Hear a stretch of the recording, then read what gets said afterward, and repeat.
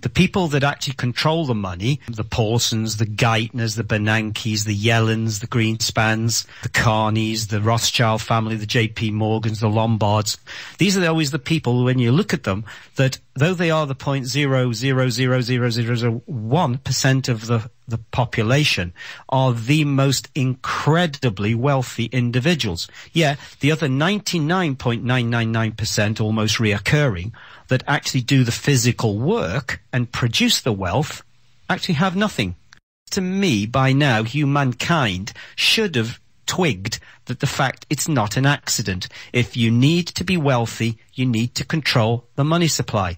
In principle, what we have created is a public as opposed to a private bank. The basic difference, obviously, that a private bank is owned by moneyed private commercial interests, invariably controlled by a banking cartel, which has the interests of those shareholders at its highest level, as opposed to a public bank, which would have the interests of its members or those within as a faction that have deemed to want to create it. It also stands under common law as opposed to mercantile, merchant or admiralty law.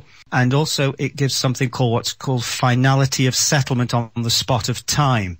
The principle of finality of settlement is that what you do within any banking system that is fair and, should we say, egalitarian, is that the method of exchange between the man that's trying to sell you the bag of salt and you who are looking to pay it is a transaction input between two people, without any third-party intervention whatsoever.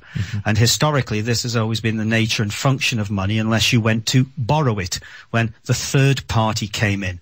So typically, for many years, if you wanted to buy that bag of salt, a price would be quoted, 1 shekel or 1 talon, and you would agree, and the deal would be struck.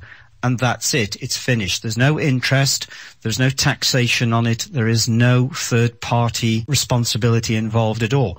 And what we've gotten away from is those very basic concepts up and until about 1931 in the UK, when we were actually taken off the gold system. And in 1933, just until President Roosevelt took America off the gold standard by what was called the Gold Confiscation Act, which is possibly the biggest theft ever perpetrated on a nation ever.